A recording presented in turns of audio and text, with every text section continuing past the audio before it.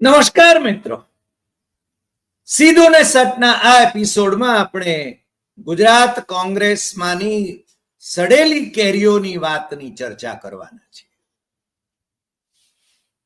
છેલ્લા કેટલાય વર્ષોથી રાહુલ ગાંધી શોધે છે કે આમાં સડેલી કેરીઓ કઈ છે, અને હવે તો કોંગ્રેસના અધ્યક્ષ પીઢ નેતા, રાજ્યસભામાં વિપક્ષના નેતા મલ્લિકાર્જુન ખડગે એ પણ કહે છે કે સડેલી કેરીઓ એને દૂર કરવી પડે. હવે સડેલી કેરીઓ, લંગડા ઘોડા, લગ્નના ઘોડા, રેસના ઘોડા, આ બધા ઇલકાબ તો બધા ગુજરાત કોંગ્રેસના નેતાઓને આપ્યા, પણ કોંગ્રેસનો કોઈ ઉદ્ધાર ગુજરાતમાં થયો નહીં. ઉપરથી જે ગદ્દારો હતા કોંગ્રેસના, એ ગદ્દારો એ ભારતીય જનતા પાર્ટીમાં પહોંચી ગયા, પણ એમના અવશેષો અહીંયા મુકતા ગયા, એમના નોમિની અહીંયા મુકતા ગયા, અને એ નોમિની એ આજે પણ પછી તમે એમનું જે પબ્લિક રિલેશન ડિપાર્ટમેન્ટ હોય કે પછી એમના બીજા પ્રભારીઓ હોય, એમાં એ જોવા મળે છે. એ કોઈ ના પાડી શકે એમ નથી. ગુજરાત કોંગ્રેસના કાર્યકર્તાને ખ્યાલ છે કે આમાં લંગડા ઘોડા કોણ છે, કે સડેલી કેરીઓ કોણ છે, કે ભારતીય જનતા પાર્ટીના એજન્ટ કોણ છે, સ્લીપર સેલ જેને કહે છે. પરંતુ દિલ્હીમાં બેઠેલા રાહુલ ગાંધીને, જે હાર્વર્ડ અને કેમ્બ્રિજમાં ભણીને આવ્યા છે, એમને વોટ ચોરીનું આખું પોસ્ટમોર્ટમ કરતા આવડે છે, પરંતુ ગુજરાત કોંગ્રેસનું પોસ્ટમોર્ટમ કરતા કાં તો આવડતું નથી, અને આવડે છે તો આ સડેલી કેરીઓને કે સ્લીપર સેલને કાઢી મૂકવાની એમનામાં હિંમત નથી. અને આજકાલ જે ભવનાથની તળેટીમાં, ભવનાથ એટલે જુનાગઢની તળેટીમાં, ભવનાથમાં, લાલ બાપુના આશ્રમમાં, પ્રાણધામમાં 10 દિવસનો પ્રશિક્ષણ વર્ગ. હવે કોંગ્રેસીઓને તો હવે પ્રશિક્ષણ લેવાનું એનો નામ પડે ને એમને એમ થાય છે કે ભાઈ અમારે આ ઉંમરે પ્રશિક્ષણ લેવાનું. કદાચ સેવાદળના માણસો હોય તો એમણે પ્રશિક્ષણ લેવાનું હોય, યંગર જનરેશનને પ્રશિક્ષણ લેવાનું હોય, પરંતુ આખું કોંગ્રેસમાં સત્તાનો ભોગવટો કરીને એમની ફાંદ વધી ગઈ હોય અને કરપ્શનના કેસીસમાં એ ફાટફાટ થયા હોય, એવા લોકો પ્રશિક્ષણ લઈ રહ્યા છે. રાહુલ ગાંધી, જેમને લોકસભાના સભ્ય તરીકે ચૂંટણી લડાવે છે, એ પાછા ભારતીય જનતા પાર્ટી વાળાઓ સાથે મળીને મનરેગાના કૌભાંડમાં કરોડો કમાય છે અને જેલવાસ ભોગવે છે. માત્ર મંત્રીશ્રી, ભારતીય જનતા પાર્ટીના મંત્રીશ્રીના પુત્રો જ નહીં, પણ કોંગ્રેસના લોકસભાના સભ્ય થવા માટે થનગની રહેલા મજબૂત કહેવાય એવા ઉમેદવાર, એમનો પરિવાર પણ આવા કૌભાંડોમાં સંડોવાયેલો હોય, ત્યારે આ ભાગીદારી જે ચાલે છે, મને લાગે છે કે આ સડેલી કેરીઓ જે છે, એ સડેલી કેરીઓ અહીંયા છે અને ક્યાં ક્યાં નથી. જ્યાં જ્યાં નજર મારી ઠરે યાદી ભરી ત્યાં આપની. મને લાગે છે કે કવિ કલાપીની આ પંક્તિઓ એ તો આ કોંગ્રેસની અંદર સડેલી કેરીઓ ના દર્શન કરાવે એમ છે. અને દિલ્હીમાં જઈને રાહુલ ગાંધીની સાથે જે ફોટો સેશન થાય છે, એ ફોટો સેશન જેની તસવીર અમે થંબનેલમાં મૂકી છે, એમાં એમણે શોધવાનું છે કે આમાં સડેલી કેરીઓ કેટલી છે, અને જે દિલ્હી નહોતી આવી એવી સડેલી કેરીઓ કેટલી છે, અને દિલ્હીમાં આવી હતી અને ફોટો સેશનમાં નહોતી આવી એમાં સડેલી કેરીઓ કેટલી છે. અને રાહુલ ગાંધી એમણે આ સડેલી કેરીઓને શોધી કાઢવાની છે એવો પડકાર એમની સામે એમના જ કોંગ્રેસના અધ્યક્ષ મલ્લિકાર્જુન ખડગે ફેંક્યો છે. મલ્લિકાર્જુન ખડગેમાં પણ એ હિંમત હોવી જોઈએ કે સડેલી કેરીઓને એમણે દૂર કરવી, લંગડા ઘોડાઓને દૂર કરવા, અથવા તો એમને તબેલાઓમાં અથવા તો પેલા મહાજનના જે લંગડા પશુઓ માટે જે પાંજરાપોળ હોય એમાં એમને મોકલી આપવા. કેટલા એવા છે. અમદાવાદ શહેરમાં તમારે યંગર જનરેશનને અમદાવાદ કોંગ્રેસનું સુકાન સોંપવું જોઈએ. ત્યાં બહેનશ્રી 74-75 ના જે ચાલી શકતા ન હોય અને જેમનાથી કાંઈ થઈ શકતું ન હોય એવા બહેનશ્રી, આર્કિટેક્ટ બહેનશ્રીને એ છે ને અધ્યક્ષ બનાવે છે, જેમના નામની કોઈએ ભલામણે નહોતી કરી એમ કે છે. પછી કોંગ્રેસ ઉઠે ક્યાંથી, ઊભી કઈ રીતે થાય? મને લાગે છે કે આવા લંગડા ઘોડાઓને કે ઘોડીઓને ખરેખર તો કોંગ્રેસમાંથી કોઈક માર્ગદર્શક મંડળ બનાવીને એમાં નાખવાની જરૂર છે, અને એમને કોઈ ટિકિટોની વહેંચણીમાં કે એમાં છે ને સામેલ નહીં કરવા. કારણ કે આ જે અમદાવાદનો પ્રભાર જેમને આપ્યો, જેમને અમદાવાદ શહેરના પ્રમુખ બનાવવામાં આવ્યા, એમને છે ને ચૂંટણી લડવા માટે ટિકિટ પણ આપવામાં આવી, લોકસભાની ટિકિટ આપવામાં આવી, પણ લડ્યા ક્યાં? અમે તો એ જ વિસ્તારમાં રહીએ છીએ, પણ અમે તો ક્યારેય એમના પોસ્ટર જોયા નથી, એમના બેનર જોયા નથી, એમના કાર્યકર્તાઓને જોયા નથી, એમની પત્રિકાઓ જોઈ નથી. માત્ર ને માત્ર ભારતીય જનતા પાર્ટીને કદાચ એની સાથે એમનું સેટિંગ પણ હશે, એટલે કે સ્લીપર સેલના એ બહેનશ્રી સભ્ય હશે એવો અમને અણસાર આવ્યા વિના રહેતો નથી. અમે સાચા પણ હોઈએ અને ખોટા પણ પડીએ, પરંતુ કોંગ્રેસ વાળાઓને તો આ ખબર હોવી જોઈએ કે અમદાવાદ શહેર એ યંગસ્ટર્સનું શહેર છે. યંગર જનરેશનને અટ્રેક્ટ કરવાની જરૂર છે. ગુજરાતમાં કોંગ્રેસે ત્યારે યુવા બ્રિગેડને એમણે તૈયાર કરવાની જરૂર છે. યુવા બ્રિગેડને એમણે છે ને જવાબદારીઓ સોંપવાની જરૂર છે. રાહુલ ગાંધી પણ આમ તો 54-55 ના છે એટલે યુવાન જ કહેવાય, પણ અમારા જેવા બુઢ્ઢાઓને જો આ સુકાનો સોંપવામાં આવતા હોય તો મને લાગે છે કે એ યોગ્ય નથી. યંગર જનરેશન જે છે 30 થી માંડીને 35-40 વધુ 50 ત્યાં સુધીના લોકોને આ જવાબદારી સોંપવી જોઈએ એવું અમે બહુ દ્રઢપણે માનીએ છીએ. એવું નથી કે વડાપ્રધાન પદના ઉમેદવાર ખડગે ન થઈ શકે, 80 વટાવી ગયા હોય તો પણ એ વડાપ્રધાન બની શકે. આપણે ત્યાં ઉદાહરણ છે, મોરારજી દેસાઈ 82 વર્ષે વડાપ્રધાન બન્યા હતા. આમ તો એમને વડાપ્રધાન તો ખૂબ વહેલા બનવું હતું.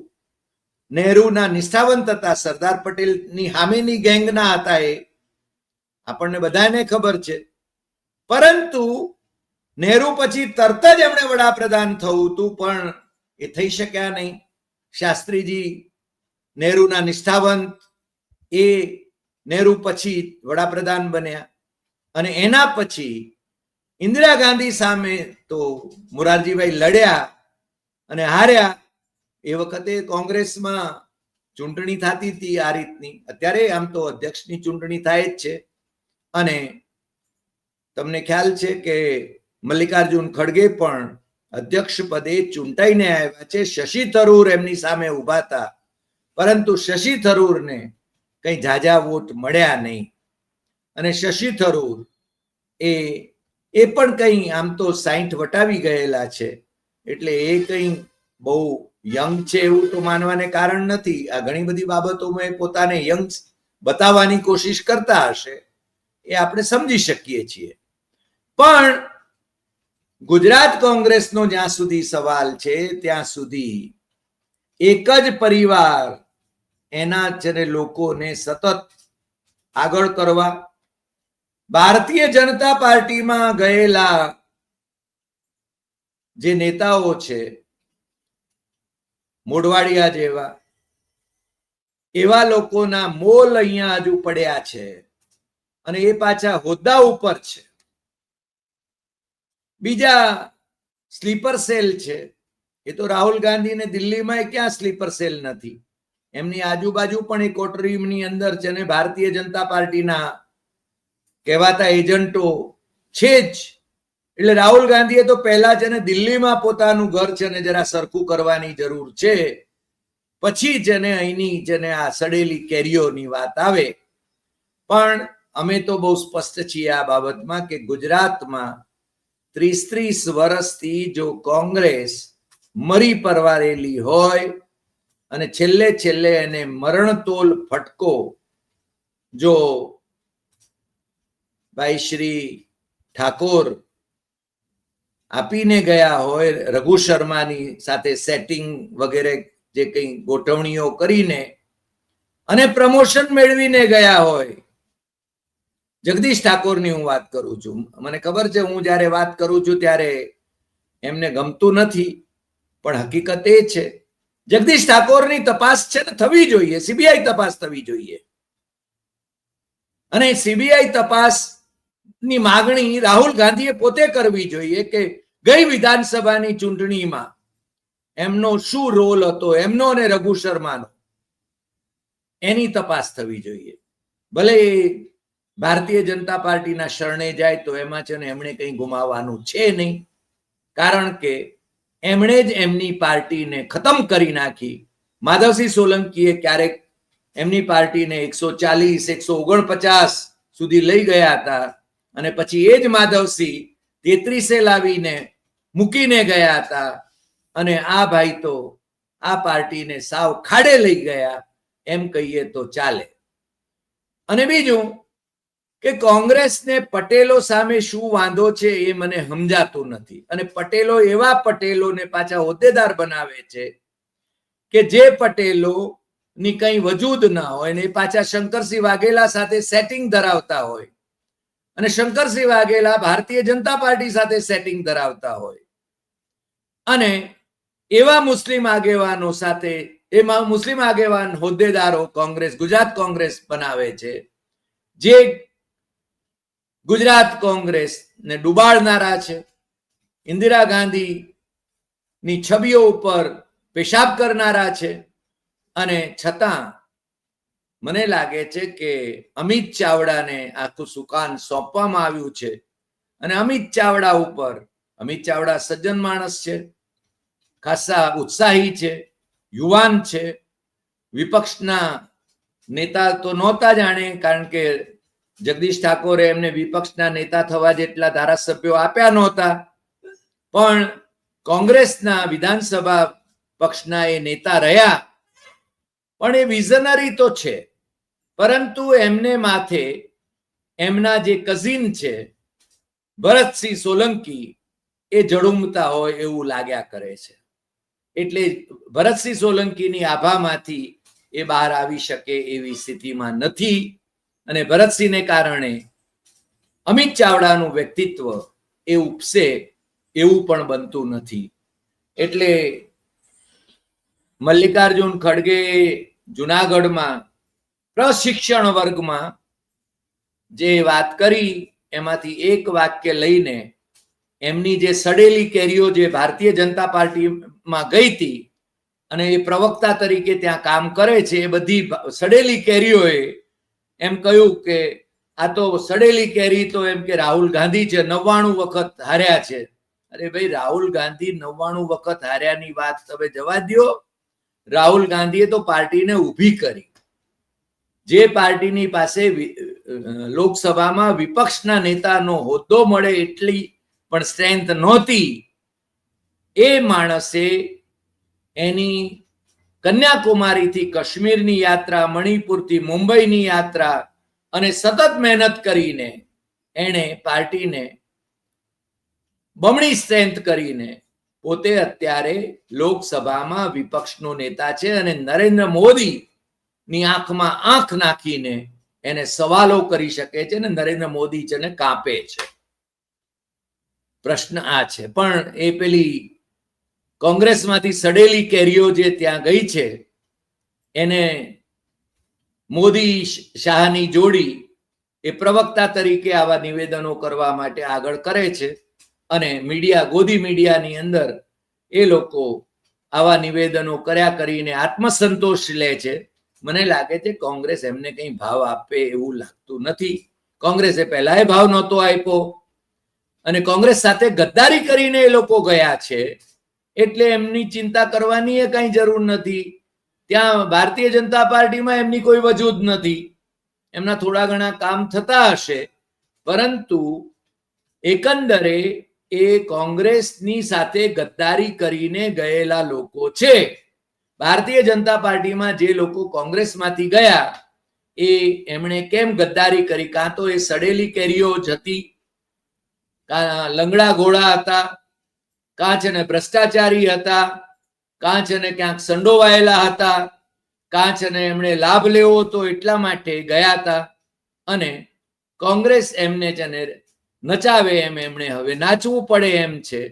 પણ મલ્લિકાર્જુન ખડગેએ જે વાત કરી કે સડેલી કેરીઓને દૂર કરવી, તો અમે એમ કહીએ છીએ કે સડેલી કેરીઓ તો રાહુલ ગાંધીની આજુબાજુ જે ફોટા પડાવે છે અને મંચ ઉપર હોય છે, ગુજરાત કોંગ્રેસની નેતાગીરીની આ કેરીઓ એ એમણે ઓળખી લેવાની જરૂર છે. મને લાગે છે કે મોઢવાડિયાએ એકવાર કહેલું કે 2014માં હું અધ્યક્ષ થયો ગુજરાત કોંગ્રેસનો, ત્યારથી માંડીને રાહુલ ગાંધી આ લંગડા ઘોડા અને લગ્નના ઘોડાની કે રેસના ઘોડાની કંઈક વાતો કરે છે, પણ આજ દિવસ સુધી કોઈ પગલા ભરાયા નથી.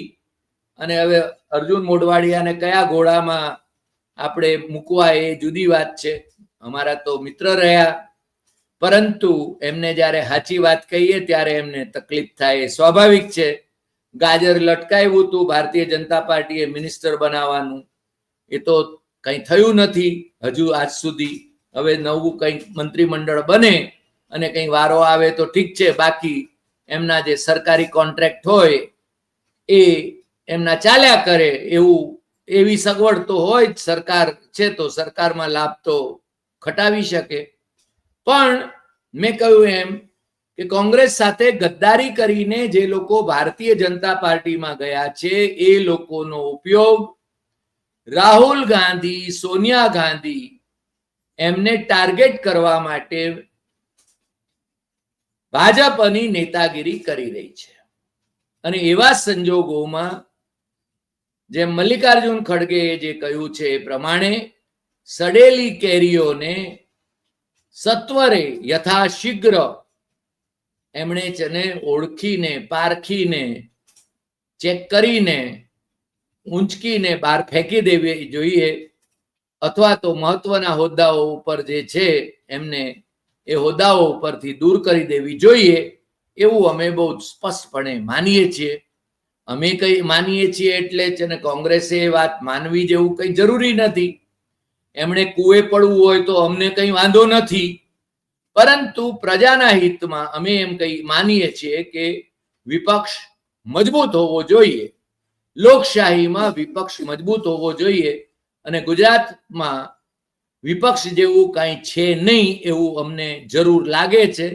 ગુજરાતમાં ભારતીય જનતા પાર્ટી અને ભારતીય જનતા પાર્ટી સાથે મળી ગયેલા કોંગ્રેસ અને આમ આદમી પાર્ટી એ પક્ષો જ કાર્યરત છે.